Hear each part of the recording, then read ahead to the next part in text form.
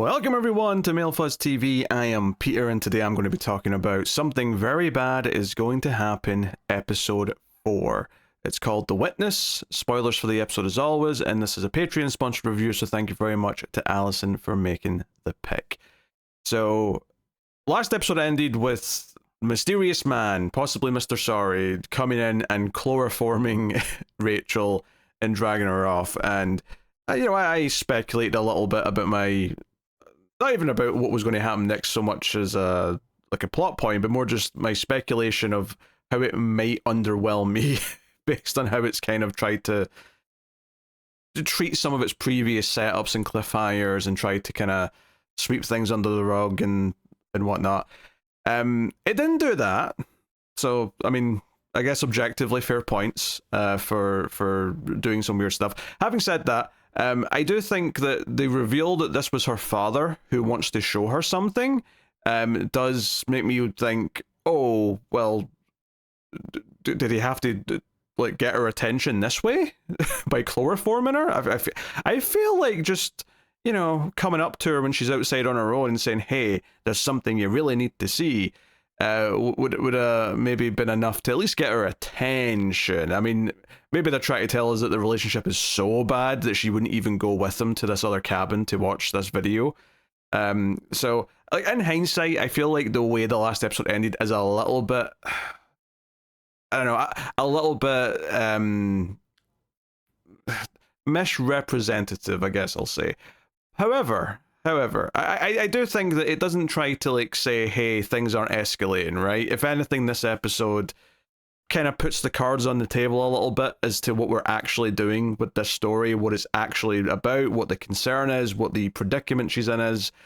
And it's to do with a curse or a pact with the devil, that kind of thing.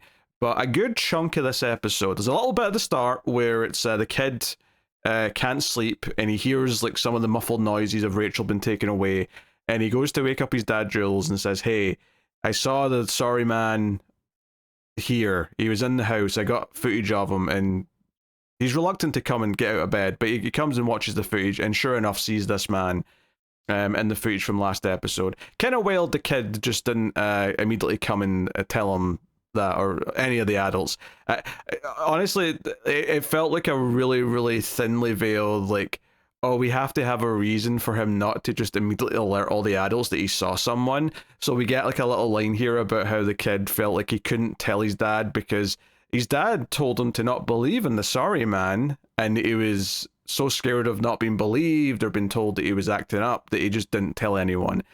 I'm not saying that that's completely absurd, because kids can take things the wrong way, and certainly, but having a stranger being inside the house, inside the building, is such an extreme thing that the idea that the kid still wouldn't tell any of the adults is a little bit wild. So, occasionally it still feels like there's these details that are just there to kind of further the plot the way they want to further it, as opposed to it feeling natural or it making much sense in the grand scheme of things. But other than that little opening, which Jules reacts to, we very quickly go to a very large section of the episode, which is this old VHS footage of a home video from 1997, which we quickly realize that this is the parents of Rachel, which is, in theory interesting because there's been a lot of mystery about what happened to her mother and her relationship with her father. But you very quickly realize that they're also making the same trip that Rachel did in the first episode of this show, which is that they are passing some of the same things. They're passing the same bar. They passed a little frozen custard place. I almost said ice cream, but as the guy points out, it's definitely not ice cream. He gets very upset about that.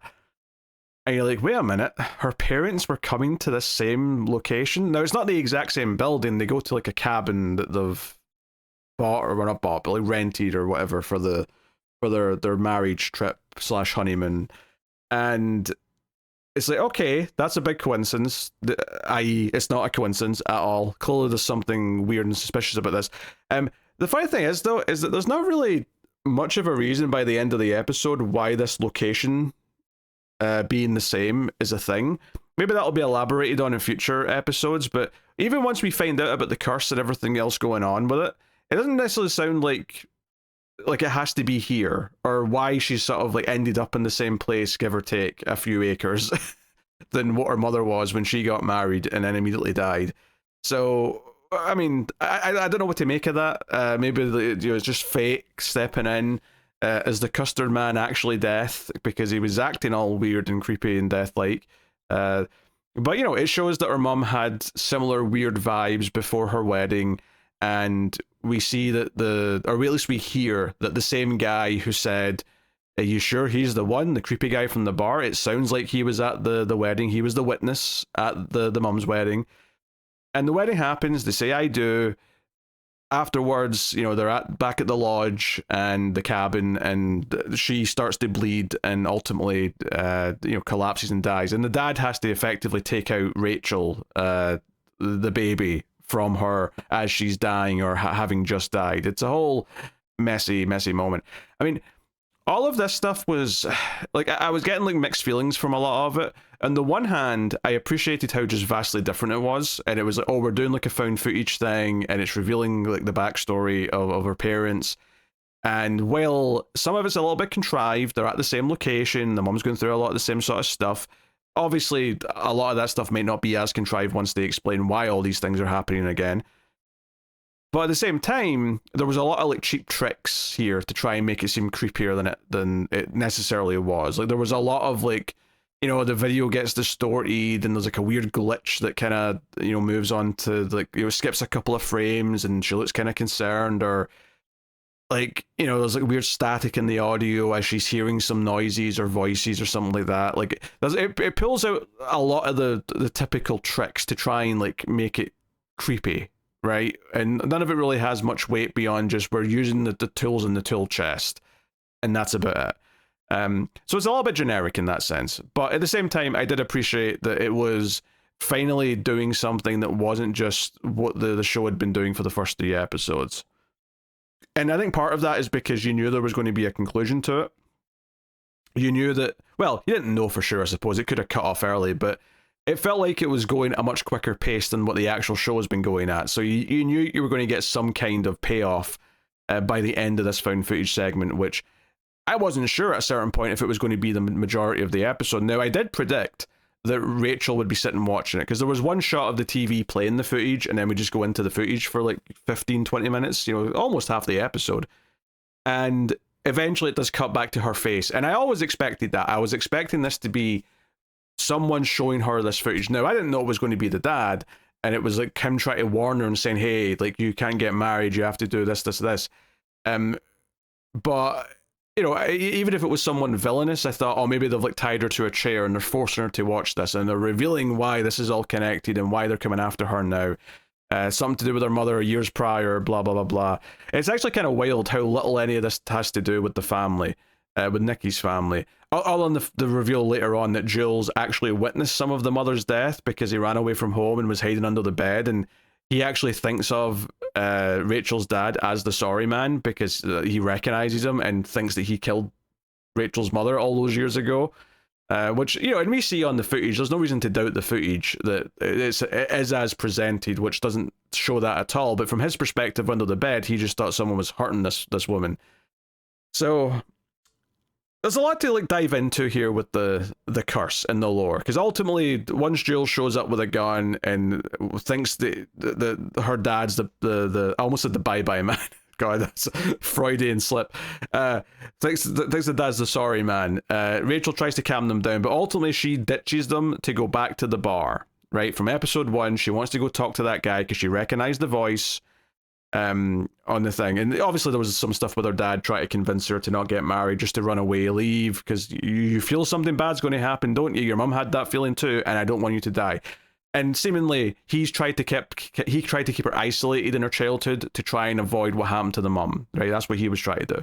Anyway, she goes to the bar and she meets this guy, the old guy, and first of all he stabs her in the leg with a fork as payback for stabbing him in the hand, which was just, I don't know, weird stuff for weird stuff's sake, more than anything else. But he's the one that breaks it all down, right? He's this witness, and it turns out he's been immortal for quite some time. And as I understood it, as he explains the backstory here, is that he wants, or he didn't start with him necessarily, actually, but like it started with someone wanted to get married, right? They were in love. This was a long time ago, and the man in the partnership died in war of some kind, and the woman begged the devil or death itself. I think death is the one that's said more specifically in the episode. Begs death to bring him back so she can marry him, and effectively this started a chain, right? There was a price to this, right? Like, are you sure this is your soulmate? This is the one you really want to marry? And the effect of this is that the woman's bloodline after this, if her child gets married, it has to be to the soul, or that child's soulmate. It has to be to your true soulmate, because if it isn't, if you've made a mistake, then the bride will just die after the wedding. You'll just die. If you back out on the wedding and don't get married, then the curse spreads to the family you were about to marry into. And that's how I get into Rachel's family, her great-great-grandfather, or whoever he said. And it's been down her line ever since. And that's why her mum died right after the wedding. It's because, while they seem to like each other and love each other, they don't count on the soulmate list, whoever's deciding the soulmates, and if you believe in soulmates and all that, that's another question entirely, I suppose. But she's basically got this choice now. Well, she's got three options, I guess, right? There's get married to Nicky, believing that he is the soulmate, but it could get her killed. There's back out of the wedding, which would transfer the curse to Nicky's family, so they have this problem forever now going forward. And she would become the new version of what this old guy is. So this old guy is the witness, and when he backed out of his wedding because he got scared of possibly dying, death made him immortal, and he has to now witness every member of that family's tree get married, right? So he witnessed her, Rachel's mother's marriage, the grandmother probably before her, and now Rachel's the next one. He has to witness every sort of descendant of his woman that he loved, that he almost married, go through this and possibly die. Now, I guess a question I have here is that if you do marry your soulmate, right, if we take this at face value, does that mean that the curse is broken? Or is it still going after that point? And it's like, oh no, the next generation still has to get lucky enough to pick the right soulmate. Question number 2 I have. How far does it have to be along for it to count as backing out of the wedding if you choose to back out? What I mean by that is, okay, I get that in this case, they've set a date. They're getting married in, 3 days, 2 days, whatever it is. They've had this date for a while. They've made the promise. She's engaged, right? She has become a fiancé. If she just goes through life without ever saying yes to a proposal, because let's say she knew this was the case, right? She knew she had this curse, potentially. If she went through life and just always said no to proposals and said, hey, I've got this curse, I can't get married, and just never married, I assume she'd never have an issue? You just have to never get, yeah, we can be together, we can live in a house together, we can never get married because I have this stupid curse, and there's always a chance that you don't technically count as a soulmate, which I don't necessarily believe in either. So it's like, okay, that feels, and obviously it's too late for that now, right? And she even criticizes the old guy for that. She's like, hey, a warning a bit earlier on would have been good. Because it got me wondering about when that cutoff is, of when have you backed out of the wedding? Is it as soon as you've accepted the proposal, therefore at any point after that? Because what if you accepted the proposal and then 2 days later said, you know what, now that I've had time to think about it, I don't actually want to get married? Is that still early enough that the curse won't carry over? Now, I get that I'm being a bit nitpicky here, and I'm kind of, this is like someone who watches Gremlins for the first time and starts nitpicking the rules about eating after midnight and time zones and all that. But these all rushed into my head very quickly once they started talking about this, is what exactly is the ins and the outs here? Because, is she locked into this? Because, what if she meets someone else? I get that this is unlikely, but what if in the next 2 days before the marriage, she somehow stumbles into someone who she then believes is her soulmate? Surely she's obeying the rules by saying, hey, this is actually the soulmate, I should be marrying them instead. No? Maybe? But so as much as I'm getting into the nitty gritty of debating this contract, right, and the rules, and at the end, Rachel does say she believes it when she's driving back with Jules. She basically just when Jules and the dad show up at the bar, still wanting to get involved. She just says, "Hey, Dad, you still like it's horrible what happened to you. It's horrible what happened to Mom, but you still made a lot of crappy decisions about how to deal with it. So we're done. You're not invited to my wedding."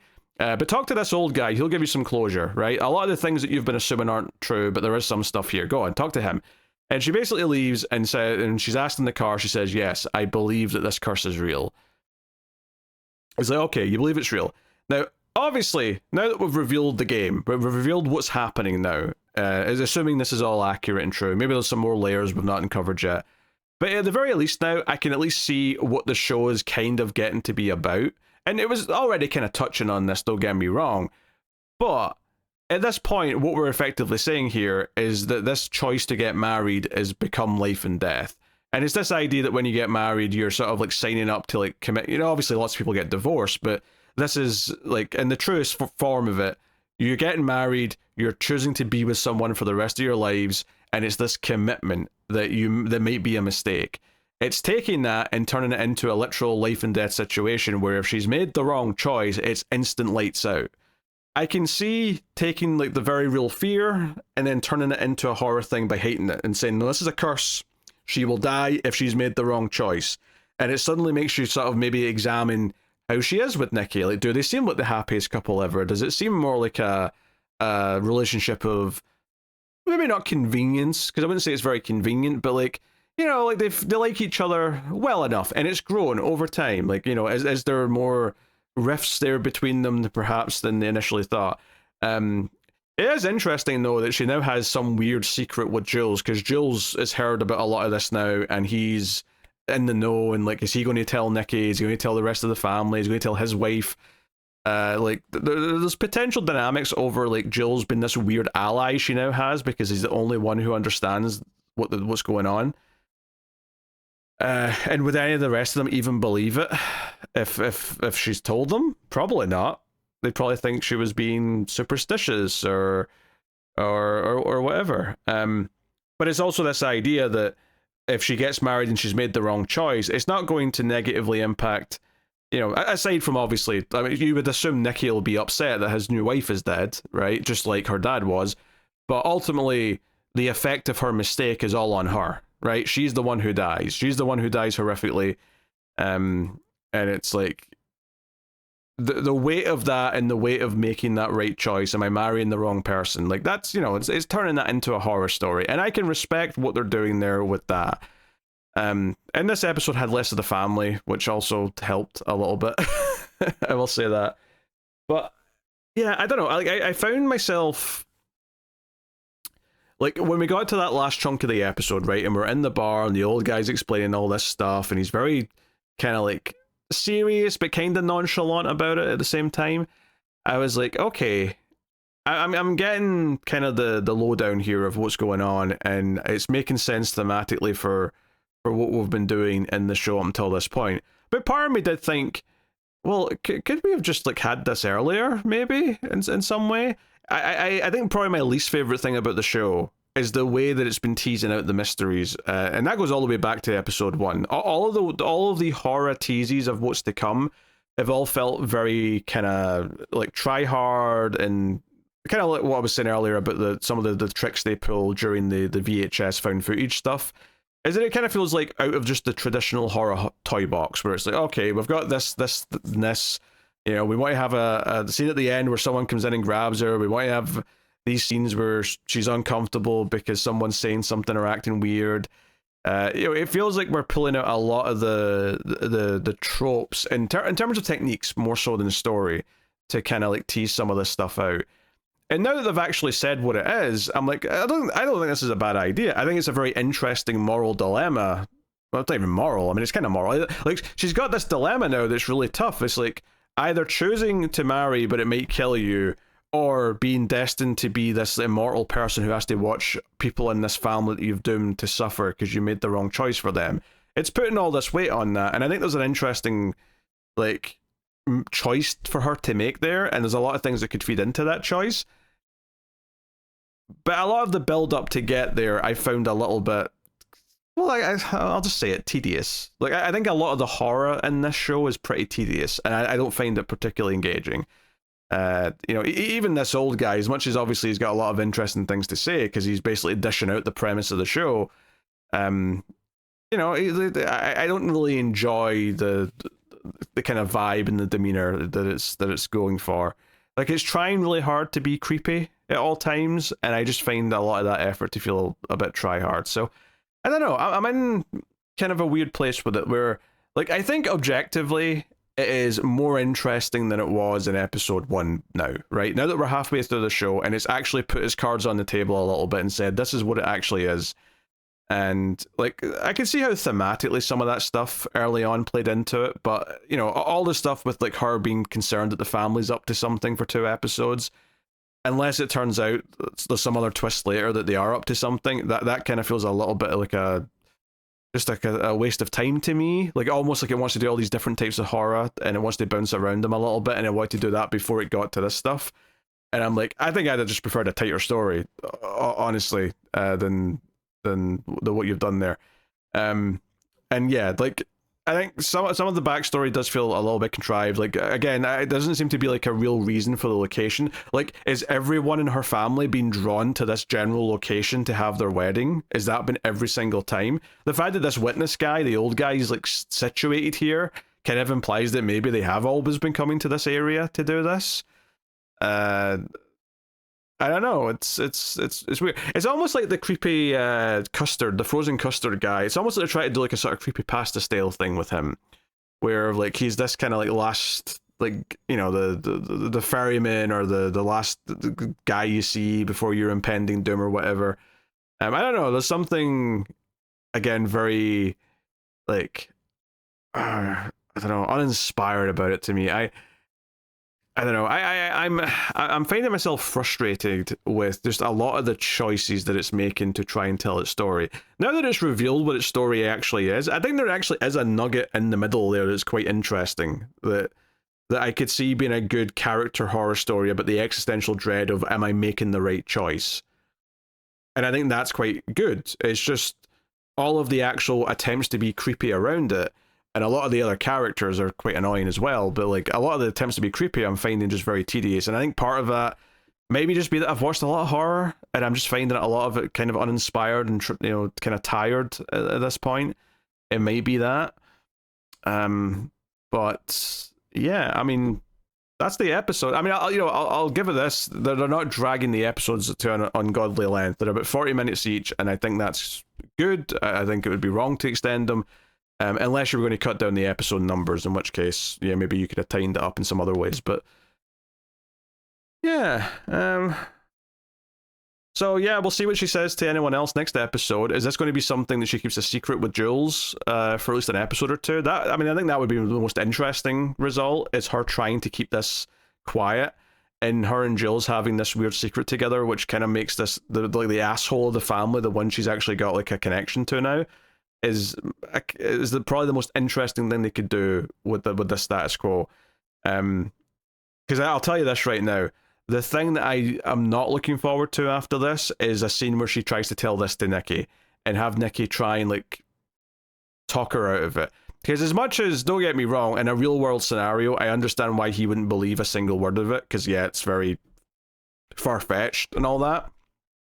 But at a certain point, when you're watching a show like this or a movie, you have this problem where the character not believing the protagonist just feels like they're gaslighting, or just feels like they're thoroughly unlikable because they just won't believe the main character, because we know there's truth to this, right? Or we have at least enough reason to think that it's true.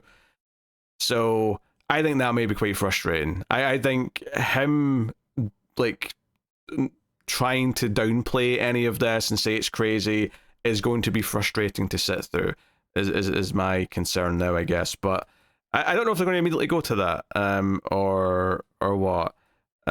Honestly, right now, the most interesting thing might be her choosing to not go through with the wedding, and like knowing that she's damning, was her name Portia, to be in this. Because I don't know if it's retroactive. Like, does it retroactively fit Jules and his wife, or because they're already married, it doesn't matter? Like, they've kind of like cheated the system here a little bit, or does it retroactively also kill Jules because like clearly they're not that happy, right? Like they've made that very clear up until this point that they are definitely not soulmates. But Portia's not married yet, so Portia's definitely screwed if Rachel backs out of this wedding at this point. So I don't know. And yeah, what about? I mean, I guess if you marry your soulmate, you probably wouldn't get a divorce because you're soulmates, so you'd be happy. But like, yeah, what's the rules on that? I'm curious. I don't know. Lot of there's a lot of things to try and read into with the, and I'm sure I've only scratched the tip of the iceberg. I just mixed my metaphors. Sorry, scratch the surface, hit the tip. Whatever. Like, pick whatever one you like best. Just because there's so many like ways kind of to kind of poke holes at this in a sense, and what counts as what, and I don't know. It's So I think that the choice that she now has to make, the predicament she's in, is genuinely interesting, and I can see why you would build a story around it. But maybe like saying there's a literal contract, and I don't know, it's kind of funny to me. But anyway, and I guess the other thing is that having the literal contract, as much as I like rules when it comes to supernatural stuff, and I absolutely do, part of me with this worries that this is all going to be about trying to find a loophole to get out of it, and like if that loophole is going to feel like an eye rolling kind of like pulling like an extra thing out your ass kind of plot point. But anyway, we got 4 more episodes. We'll see. I believe I will be continuing till the end of this, so we'll see what choices they have made in writing this story. I guess it's inherently more interesting than when it started, so I guess that's technically an improvement. But I don't think I'm going to be like super excited or thrilled or praising the show all that much when it's done and saying, hey, people should see this. Like, I'm very mixed on it, and I don't think that's going to change at this point. But yeah. Also, I just noticed I was thinking that the actress playing Rachel's mum in the 1997 footage, she seemed familiar, and clicking on her, I think, yeah, she was one of the sisters on The Haunting of Hill House. I know exactly who she is now that I'm looking at that credit. So that's neat. Another horror appearance for her. So that's cool. But yeah, that is my thoughts on episode 4 of Something Very Bad Is Going to Happen. So let me know what you thought of this one in the comments below. Like, subscribe, all that stuff helps out a bunch if you do. And of course, if you want to support everything, you can do that over at patreon.com/MailFuzzTV. But thanks to everyone who already does. It really is appreciated. But that is me. Thank you once again for watching or listening. I'll see you next time. Keep watching TV. Have you got any vanilla?